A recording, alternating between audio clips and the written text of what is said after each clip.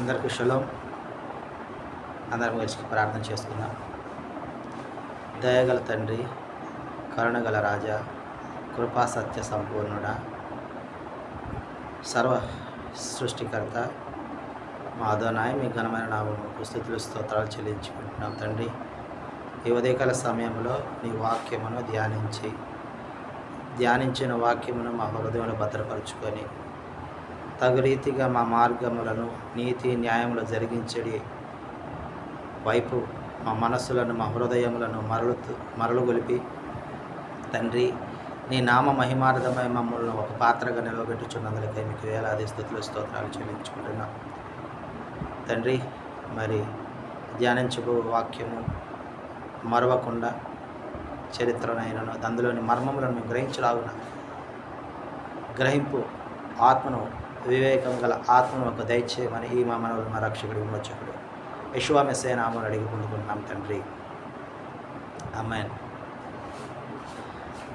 నిన్ను నమ్మినట్లు నేను వేరే ఎవరిని నమ్మలేదయ్యా, నీకు నాకు మధ్య దూరం తొలగించావు వదిలుండలేక. నిన్ను నమ్మినట్లు నేను వేరే ఎవరిని నమ్మలేదయ్యా, నీకు నాకు మధ్య దూరం తొలగించావు వదిలుండలేక. నా ఆనందం కోరేవాడా, నా ఆశలు తీర్చేవాడా, నా ఆనందం కోరేవాడా, నా ఆశలు తీర్చేవాడా, క్రియలున్న ప్రేమానిది నిజమైన ధన్యత నాది. యెషువా యెషువా యెషువా యెషువా, మెస్సీయా మెస్సీయా మెస్సీయా మెస్సీయా, మేలు చేయక నీవు ఉండలేవయ్యా, ఆరాధించక నేను ఉండలేనయ్యా, మేలు చేయక నీవు ఉండలేవయ్యా, ఆరాధించక నేను ఉండలేనయ్యా. నెహెమ్యా గ్రంథము 13వ అధ్యాయము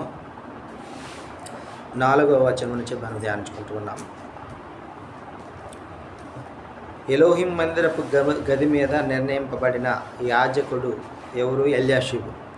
ఇతను టోబియాతో బంధుత్వం కలుగజేసుకొని నైవేద్యమును, సాంబ్రాణిని, పాత్రలను, గింజలలో 10వ భాగమును, క్రొత్త ద్రాక్షరసమును, లేవీయులకు, గాయులకు, ద్వారపాలకులకు ఏర్పడిన నూనెను, యాజకులకు తేవలసిన ప్రతిష్ఠిత వస్తువులను,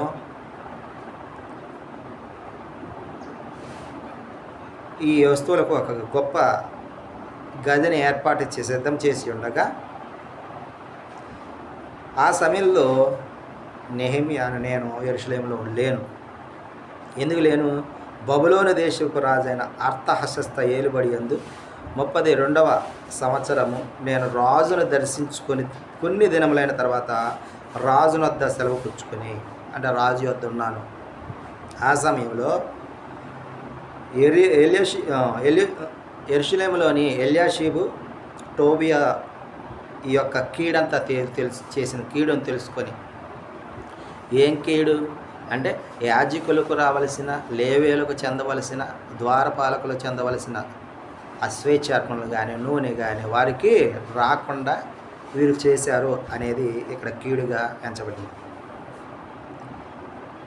ఆ తర్వాత ఆ యొక్క టోబీ యొక్క సామాగ్రిని బయటకు గెంటి తీసివేసి శుభ్రం చేసి మరియు తిరిగి నైవేద్యము పదార్థములను సాంబ్రాన్ని మరలా తెప్పించినట్లుగా మనం ఇక్కడ గమనించగలము. అప్పుడు మరలా లేవీయులకు ఈ అంతా చేస్తూ ఉంటే లేవీయులు ఇక్కడ ద్వారపాలకులు పారిపోయారు. ఏమీ లేకపోయాక తినటానికి ఇవన్నీ రాకపోయాక పారిపోయారు. తిరిగి ఈయన వచ్చిన తర్వాత టోబియాని బయటికి గెంటేసి వీరిని సమకూర్చి యథాతథంగా 10వ భాగమును నూనెను సాంబ్రాణిని ఆ జనులు తీసుకురావడానికి ఆజ్ఞాపింపగా వారందరూ కూడా వారికి తీసుకురాగా తిరిగి సమకూర్చబడ్డారు. ఎవరు? ద్వారపాలకులు, లేవీయులు, యాజకులు. ఆమేన్.